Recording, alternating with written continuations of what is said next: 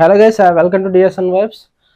రీసెంట్గా మహిధర్ అన్న financial crisis వచ్చిందని చెప్పేసి ఛానల్ అమ్మేస్తాను అని ఆన్లైన్లో ఒక వీడియో పెట్టాడు కదా. దానికి చాలామంది డొనేషన్స్ కూడా ఇచ్చారు. ఆల్మోస్ట్ ఒక్క రోజులోనే 2,71,000 కలెక్ట్ అయింది. చాలా డొనేషన్స్ ఏమైనా ఉంటే చాలా మంచి విషయమే. ఎందుకంటే ఎవరైనా హెల్ప్ కావాలన్నప్పుడు చాలామంది హెల్ప్ చేసే గుణం ఉన్న వాళ్ళు అనేది ఇక్కడ మనకు తెలుస్తుంది కదా. చాలా క్లియర్గా ఉంది.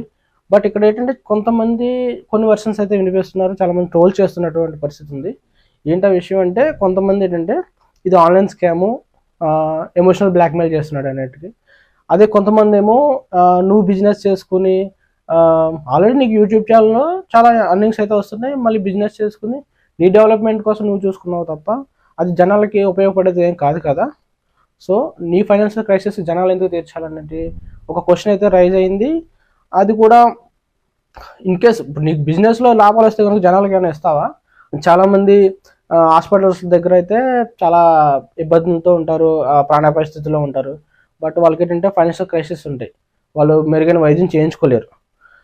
కాకపోతే వాళ్ళకి ఇలా డొనేషన్స్ కలెక్ట్ చేసే వాళ్ళు ఎవరు ఉండదు.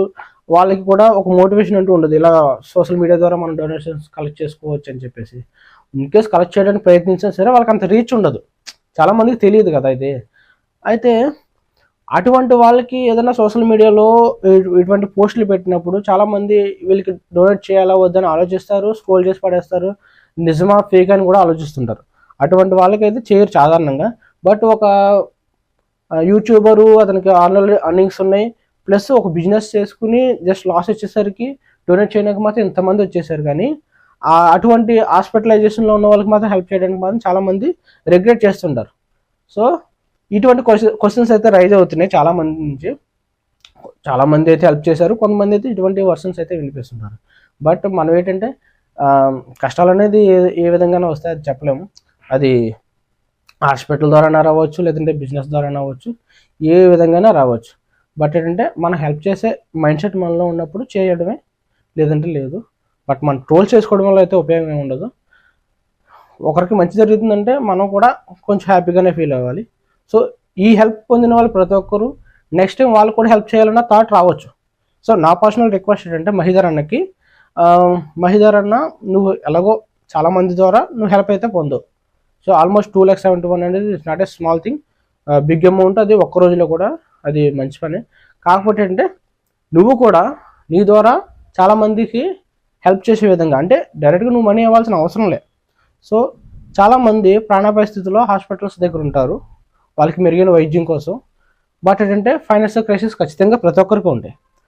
వాళ్ళేమో సోషల్ మీడియాలో ఏదో కొంతమంది సజెషన్స్ ద్వారా సోషల్ మీడియాలో మనీ కలెక్ట్ చేద్దామని చూస్తారు తప్ప వాళ్ళకి అంత రీచ్ ఉండదు. బట్ నీకు యాజ్ ఎ యూట్యూబర్గా నీకు మంచి రీచ్ ఉంటుంది, ఎందుకంటే మీకు ఎక్కువ సబ్స్క్రైబర్స్ ఉంటారు. కాబట్టి మంత్లీ అట్లీస్ట్ ఒక్కరికైనా ఇటువంటి హెల్ప్ చేస్తే కనుక, మంత్లీ ఒకరికి వాళ్ళ పరిస్థితిని క్యాచప్ చేసి వాళ్ళ క్యూఆర్ కోడ్ పెట్టి వాళ్ళ గురించి బ్రీఫ్ ఎక్స్ప్లెనేషన్ జనాలకి ఇస్తే కనుక ఖచ్చితంగా వాళ్ళకి నీ ద్వారా మంచి జరిగే అవకాశం ఉంటుంది.